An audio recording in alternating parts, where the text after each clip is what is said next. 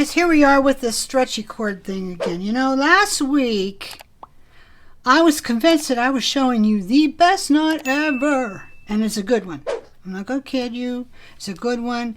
Everybody liked it, but there's another way that's even better than that. Can you believe it? So I'm going to show you that this week, and then we're going to be done with knots, because you are going to be able to see all those videos about making these stretchies and the knots, and you probably already an expert, so now you're going to be a really super expert. But anyway, so here's a bracelet that I made, and I have it all ready to go. I'm going to do this knot. It's not going to take long, guys.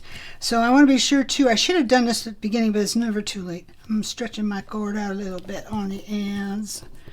Stretch is better if you do it before you start, but it's okay. All right, so what I did is I made my bracelet. You know, I thought, well, I don't need to, wait and show you that, because you guys know how to do it. Okay, I just got to make sure it's even before I start tying this off, because if I don't have it put together right, then it kind of makes it hard, because if you have a knot in there, you're going to have to go back and cut it out and start over. Although it's not that hard. Who wants to do it right? Okay, so then for the end one, the last time I used this bead, which is cool because it kind of goes with the rest. But this time I thought, just for, fun, I would use a little spool. I love these little spools. We carry them at the website. It has a little bit of tissue decoupage around them. Let's take it off to see. So cute. Choochie cute little spool thing. And you can do tons of stuff like this with this. You can wrap it with sari and fiber and make it look so awesome. Paint the ends. You can go around the middle with epoxy sculpt and stick stuff in it. I'm going to show you that real soon. But for today, we're going to use it. It has a little strip of tissue decoupage around the middle. I didn't finish it because the natural look goes with this. So I'm going to thread that one on to the last one. Normally I thread like onto the left side, but if you want to do it on the other one, it doesn't hardly matter, in case you're wondering.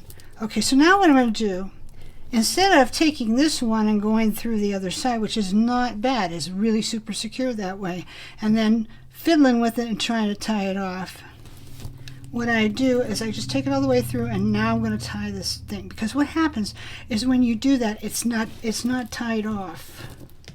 It's not tied off. So then it starts to slipping around when you try to tie those knots, and then you get loosey-goosey, who needs that? So I'm going to tie my knot right now. Do you see what I did? I went all the way through, and then I just tied my knot. I didn't go take the other piece back through yet. Okay? Okay. Come on. We've been videoing all day today for a special project. So now my things are not going to cooperate. This is ridiculous. You guys ever do this?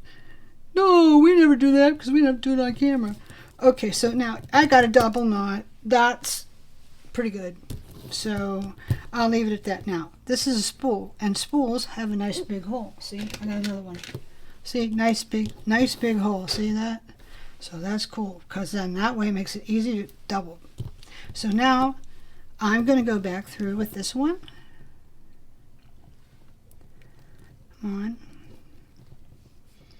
Don't tell me you're going to fight me with that big fat hole you got. Okay, and I'm going to go back through with this one.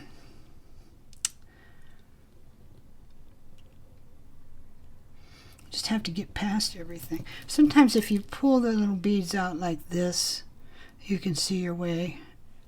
And there are little needles that you can get for this. I just never have used them. I've never gotten them, but there are, and people tell me they work pretty cool too. All right, so now I want to make another knot on this end, but I want it to go around this cord. I don't want it to be on top of it. So, well, actually what I'm going to do is I'm going to tie one just right now, just a regular old knot. Okay, and it's going to be nice and tight. Then I'm going to come around with it, because I want it to go around the original string, and that makes it super, super secure. So I go around that. Okay, now I'm going to do it again just because I can. All right, so now That is really good and secure. If you think you need more knots than that, then go for it. You could probably even pass back through this spool again, but it is getting kind of full. So, okay, so it's on there. So let's see what it looks like. Awesome, awesome fit. Perfect fit.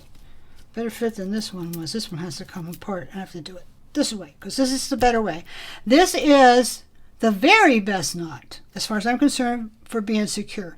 And the trick to it is, again, like I told you last week, is you want to find some kind of a big hole bead that you can do it. Annoy your wrist, you know, because it's going to hit right here.